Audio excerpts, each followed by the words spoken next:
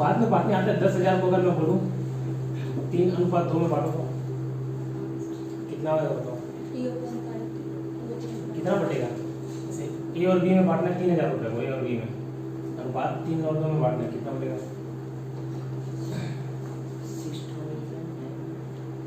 6,000 4,000, इसमें भी कोई दिक्कत हो रहा है? 6,000 4,000 बटेगा, ठीक है। अगर 5,000 को 3 और 2 में बांटना हो तो इधर वाले को कितना मिलेगा, इधर वाले कितना मिलेगा?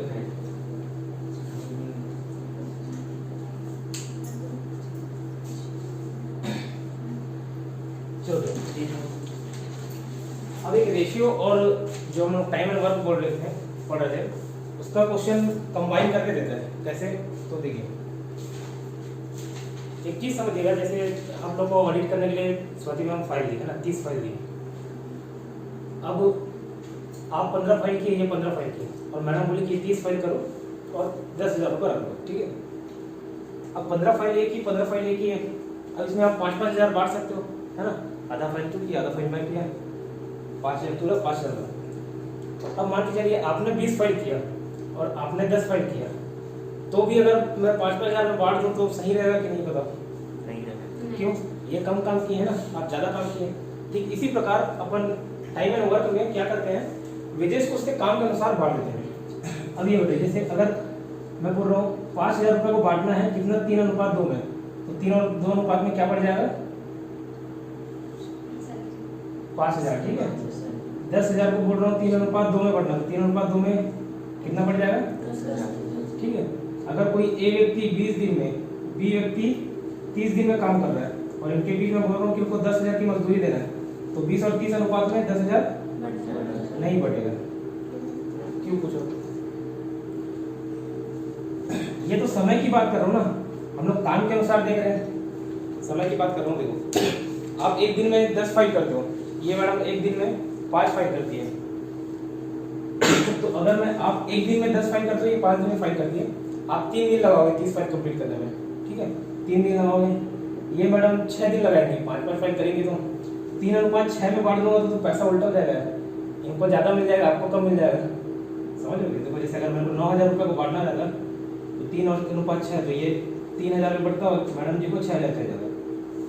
इस अनुपात में किससे नहीं बांट रहे? ये मैं बोल रहा हूँ कि कोई व्यक्ति 20 दिन में काम कर रहा है और कोई व्यक्ति 30 दिन में काम कर रहा है, तो ये समय की बात कर रहा है, ना कि काम की बात कर रहा है। तो हम लोग को किस अनुपात में बांटना है? काम के अनुपात में, ठीक है, ना कि समय के अनुपात में। तो इनका काम क्या होगा? देखिए अनुपात निकालेगा, इनका एक दिन का काम होगा 1/20 और इनका एक दिन का काम होगा 1/30। इस रेशियो में हम लोग को पैसा बांटना है। क्लियर? 20 और 30 दिन में क्यों नहीं बांटे? समझ आया? क्वेश्चन में मिस्टेक हो जाता है, अनुपात बनाते बनाते सीधा 20 और 30 में बांट देते हैं। इतना क्लियर? अब ये जो 1/20 है और 1/30 है, इसको फ्रैक्शन फॉर्म से हटा के हम लोग को बांटना था। जैसे 3:2 है ना, 4:5 है, इस रेशियो में रहा। फ्रैक्शन को क्या बोलेंगे? फ्रैक्शन, चलिए सॉरी, इसको फ्रैक्शन बोला जाता है, ठीक है। मतलब कोई चीज बटे में रहता है तो इसको अनुपात में हटाने के लिए हम लोग एलसीएम लेते हैं। जैसे दोनों का एलसीएम क्या आएगा? 60, ठीक है। ये कितने से जाएगा? 3 और ये जाएगा 2 से। फिर लास्ट में एलसीएम को हटा दो तो ये 1/20 अनुपात 1/30 का रेशियो होगा 3:2। समझ आया रेशियो कैसे निकालना है? एक और बताता हूँ, जैसे 1:4, 1/4 अनुपात 1/5 है। इसको अनुपात में बांटना होगा तो कैसे? इसका एलसीएम निकालेंगे 20, ये जाएगा 5 से, ये जाएगा 4 से, इसका अनुपात क्या हो जाएगा? 5:4। अब इसको इस तरीके से बांट देंगे। ये निकला काम। और अभी हम लोग जो दिन देख रहे थे 20 दिन और 30 दिन, वो तो समय था। तो सोच के देखो, आप 20 दिन में कर पा रही है, 30 दिन में कर पा रही है, तो ये थोड़ा स्लो काम कर रही है। अगर ऐसे बांट दोगे 20 और 30 के अनुपात में तो इनको तो ज़्यादा पैसा मिल जाएगा, ठीक है। तो हम लोग को काम के अनुसार बांटना, ना कि समय के अनुसार। तो 20 दिन और 30 दिन बोल रहा हूँ, तो ये क्या है? समय है। और हम लोग को बांटना है काम के अनुसार। ज़्यादा काम करोगे ज़्यादा मिलेगा, कम काम करोगे कम मिलेगा। तो काम क्या कर रही है? एक दिन में 1/20 और ये एक दिन में 1/30। अब इस अनुपात में हम लोग को 20,000 30,000 को बांटना है। इतना क्लियर कि किसी कोई समस्या हो नहीं है? तो चलिए क्वेश्चन लिखें।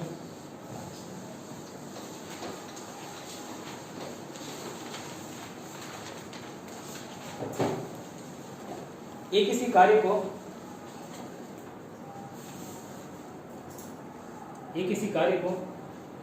20 दिन में कर पाता है, बी उसी कार्य को 40 दिन में कर पाता है। If A can do a piece of work in 20 days and B can do the same work in 40 days,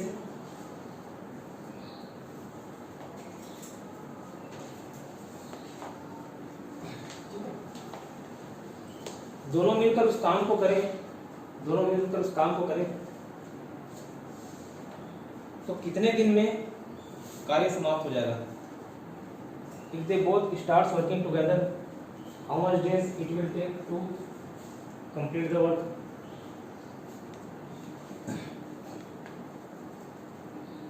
इसके बाद आगे लिखना, If 30,000 रेमुनरेशन वेजेस, सैलरी एक ही मत होता है, सबका पैसा वेतन ही। 30,000 रेमुनरेशन, अगर 30,000 वेतन उनको बांटा जाना हो, if 30,000 remuneration is to be distributed among them, if 30,000 remuneration is to be distributed among them, अगर 30,000 वेतन उन दोनों में बांटा जाना हो तो A और B का हिस्सा कितना होगा? Then how much amount A and B will get respectively? क्रमशः हमको कितना मिलेगा बताइए।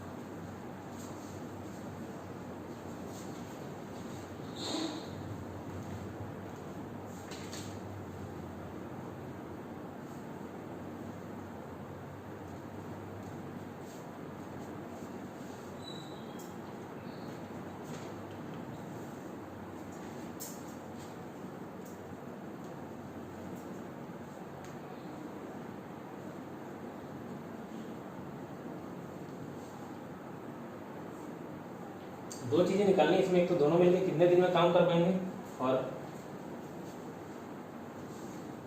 दूसरा जो सैलरी दी है उसको कितना देना पड़ेगा।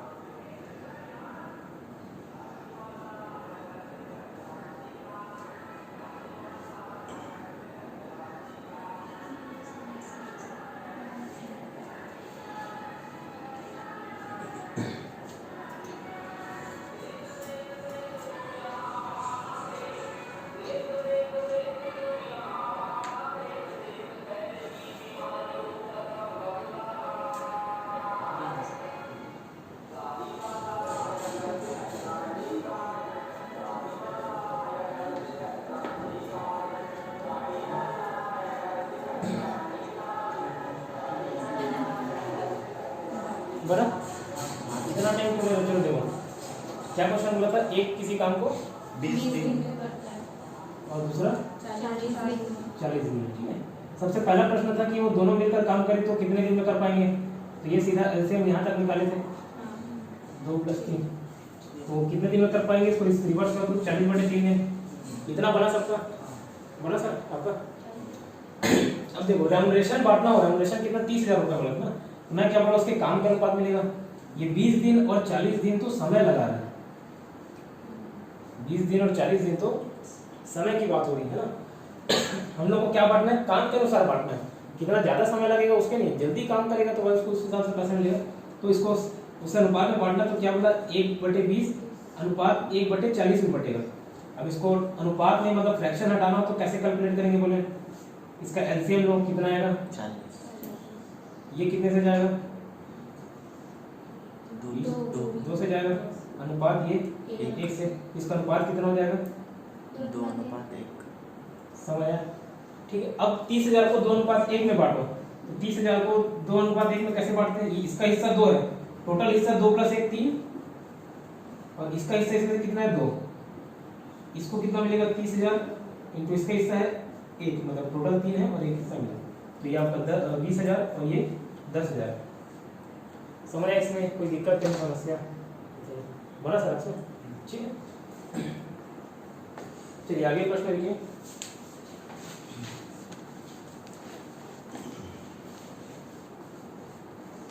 अगर ए किसी कार्य को 10 दिन में कर पाता है, if A can do a piece of work in 10 days, B उसी कार्य को 10 दिन में कर पाता है, ए किसी कार्य को 10 दिन में कर पाता है, if A can do a piece of work in 10 days and B can do the same work in 50 days, B उसी कार्य को 50 दिन में कर पाता है,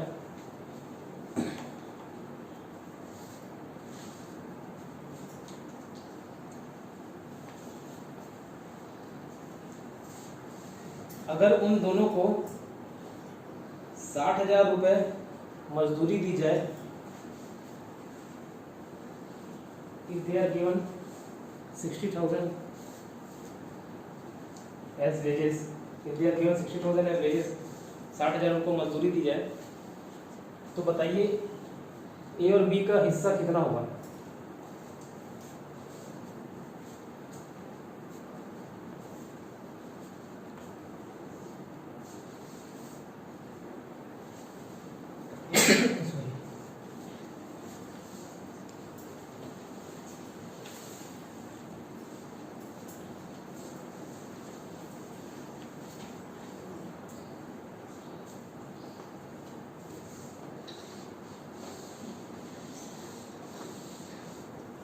नहीं लिखे थे, चलिए ठीक है, आगे वाले से लिख लीजिएगा।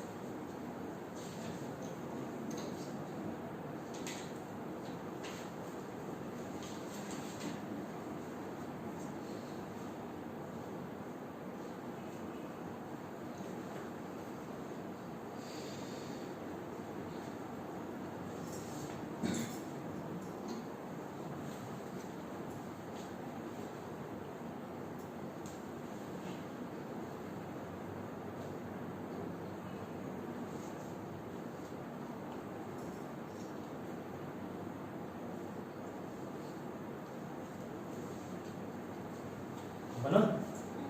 कितना है बताइए? 1,50,000 बी का 10,000 1,50,000 बी का 10,000 बना? आपसे बना? नहीं बना? बना रहा था सर। अच्छा बना रहे थे। एलसीएम निकाले? एलसीएम कितना है? ये निकाल अनुपात नहीं चलेगी।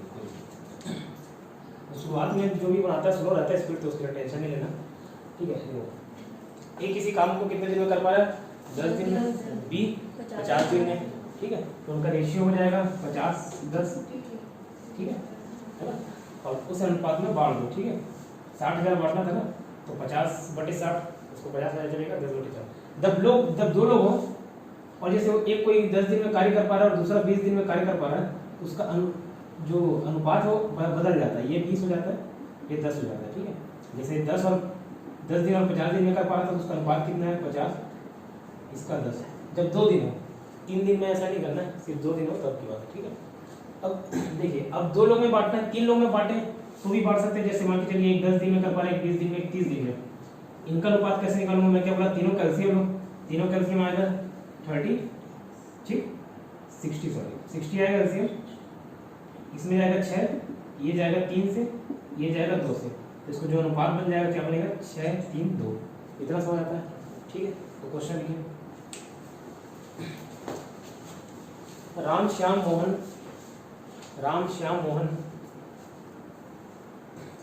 मोहन किसी कार्य को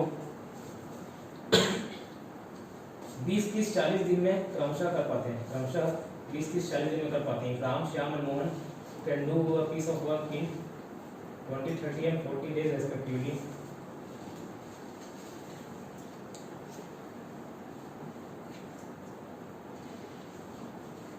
They finished the work, उन्होंने काम संपन्न किया और उनको they finished the work and they got 1,20,000 as salary. उनको 1,20,000 सैलरी के रूप में प्राप्त हुआ। तो बताइए तीनों का क्या हिस्सा है?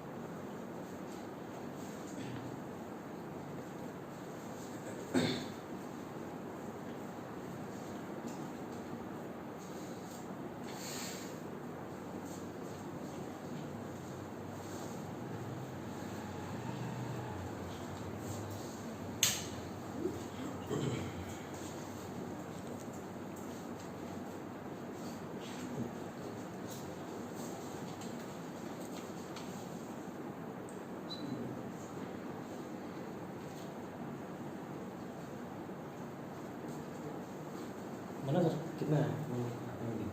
हाँ?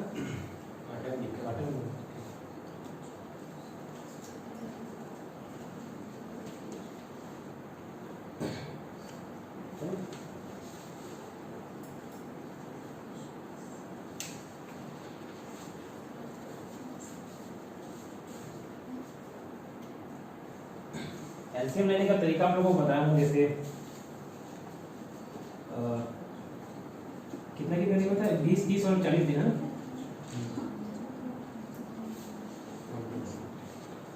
देख लो सीमा, आप ना अटेंड नहीं किए थे। एलसीएम लेने का तरीका, जैसे कोई बड़े नंबर हो तो अब इसको इस तरीके से पुराने मेथड से, ट्रेडिशनल मेथड से करोगे तो बहुत टाइम लग जाएगा। 2 से काटे, फिर ये 10, 15, 20, फिर 2 से काटे 5, ऐसा ये बहुत टाइम लग जाएगा। सबसे पहले क्या करना है, देख लो, नहीं देखे हुए, सबसे बड़े नंबर को पकड़ने से, सबसे बड़ा नंबर क्या है? 40, ठीक है। 40 का पहाड़ा पढ़ते जाना है और देखना है कि बाकी 2 नंबर उससे कट रहे नहीं कट रहे। अब 40 का पहाड़ा पढ़ रहे हैं तो स्वाभाविक सी बात है 40 तो उससे कटेगा ही। ये देखना कि बचे 2 नंबर उससे कट देंगे नहीं। 40 तो जाएगी ना, 40 से कम 40 नहीं जा रहा है ना, 41 से 40 नहीं जा रहा। 40 का दुगना किए कितना हुआ? 80 20 और 30 जा रहा है क्या? नहीं जा रहा है। फिर 40 का तिगुना किए 120 120 जा रहा है क्या? 20 और 30 बताओ जा रहा है। इसका एलसीएम हुआ 120। ठीक है, कोई बड़ा से बड़ा नंबर ले लो। ठीक है, जैसे कोई भी नंबर ले लेता हूँ मैं 30 ले लेता हूँ, एक ले लेता हूँ 40 और दूसरा ले लिया 70। इसका एलसीएम निकालना। अब फिर यही वाले मेथड से जाओगे बहुत टाइम लग जाएगा। ठीक है, सबसे बड़ा नंबर इसमें क्या बताइए? 70। 70 से 30 और 40 जाएगा क्या? बढ़ाओ 140 जाएगा नहीं। फिर 210 जाएगा, 210 चले जाएगा। 280 280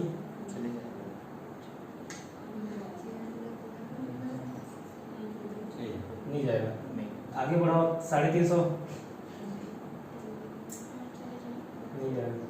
कैसे जाएगा? 350 मतलब 4 को देखो ना, 4 9 36 होता है, 0 को हटा दो। चलिए सिंपल ये 0 हटा के देखता हूँ। ठीक है, उसके बाद 0 जोड़ दोगे कि मतलब 3 4 7 है ना, तो 35 तक देखे तो 42 जाएगा क्या? 4 नहीं जाता है ना, 4 में ये 3 से चले जाएगा, 7 हो जाएगा। 42 के बाद मतलब 49 49 नहीं जाएगा। 56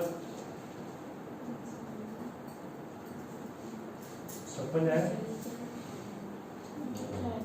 नहीं जाएगा। ठीक है, सीधा 104 जाएगा। बस आगे बढ़ाते जाना 1040। ठीक है, अगर इसमें 30 40 70 लिखा है ना, 70 को आगे बढ़ाते जाना 1040 तक जाएगा। ठीक, अब अंदाजा कैसे होता है देखोगे, धीरे धीरे धीरे धीरे मतलब 17 आसपास के नंबर से जा ही नहीं रहा है ना। सबसे कॉमन चीज बता रहा हूँ, एक नोट दिन एक ये तरीका बता रहा हूँ, कोई भी इस फॉर्मेट में हो, अगर 1/a और 1/b इसका एलसीएम निकालना हो तो सीधे क्या कर दिया करो, a × b a + b।